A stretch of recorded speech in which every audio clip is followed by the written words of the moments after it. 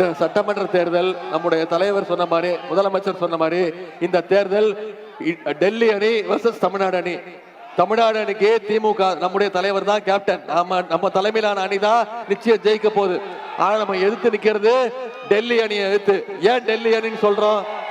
நாம தமிழ்நாட்டுல இவ்வளவு அந்த 5 வருஷம் ஆட்சி நடத்திருக்கமே, நான் ஒன்னே ஒன்று கேட்கிறேன், இவ்வளவு திட்டங்கள் செஞ்சு கொடுத்துருக்கமே, ஒன்னே ஒண்ணு யோசிச்சு பாருங்கம்மா. ஒன்றிய பாஜக அரசு தமிழ்நாட்டுக்கு ஏதாவது நிதி ஒதுக்கி இருக்காங்களா? ஏதாவது திட்டங்கள் கொண்டு வந்திருக்காங்களா? எதுவுமே சொல்றது கிடையாது, எதுவுமே செய்யறது கிடையாது. நம்ம கேட்கிற எதுவுமே கொடுக்கறது கிடையாது. நம்முடைய உரிமைகள்லாம் பறிச்சுக்கிட்டு இருக்கிறாங்க.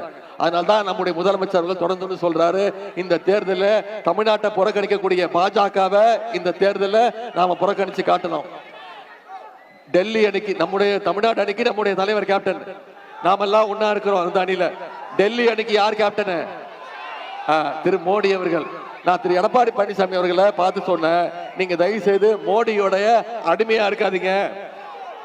மொரட்டு பக்தர்கள் பார்த்திருப்பீங்க, மொரட்டு தொண்டர்கள் பார்த்திருப்பீங்க, எங்கேயாவது மொரட்டு அடிமையை பார்த்திருக்கீங்களா?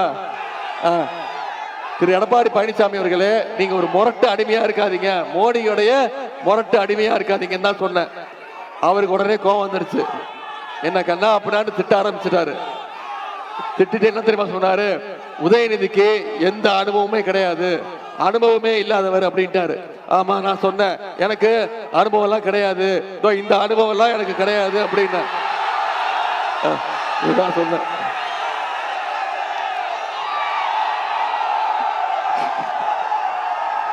கீழே ஒருத்தர் படுத்திருக்காரு.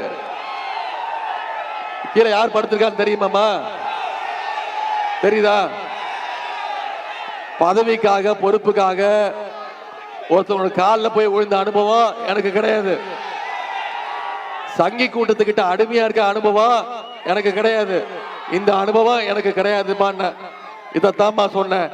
இதுக்குதான் அவரை கண்ணா அப்படின்னான்னு திட்டுறாரு, இந்த போட்டோவை காட்டுறதுக்கு தான். இப்ப கூட இந்த போட்டோவை நான் விருப்பப்பட்டு காட்டல, நீங்க எல்லாம் கேட்டதுக்காக காட்டுறேன். இப்ப என்ன தெரியுமா சொல்றாரு? ஆமா, நான் காலில் விழுந்தது உண்மைதான், எனக்கு அந்த அம்மா முதலமைச்சர் பதவி கொடுத்தாங்க, விழுந்த என்ன தப்பு, உனக்கு பண்பே இல்லை, நாகரிகம் இல்லைன்னு அப்படி என் மேல திருப்பி விட்டாரு. நான் என்ன சொல்றேன்னா, நீங்க காலில் விழுந்த தப்பு இல்லை, ஆனா காலில் விழுந்து அமைச்சர் முதலமைச்சர் ஆனதுக்கு அப்புறம் அந்த அம்மா காலை வாரி ஊட்டிங்க பாத்தீங்களா, அதத்தான் தப்புன்னு சொன்னேன். இப்போ உதயநிதியை விட்டாரு, இப்போ சசிகலா உள்ள வந்துட்டாங்க. அவங்க நேத்துலன்னு சொல்ல ஆரம்பிச்சுட்டாங்க, அந்த தம்பி உதயநிதி சொல்றது கரெக்ட் தானே, நீ காலில் விழுந்தது உண்மைதானே.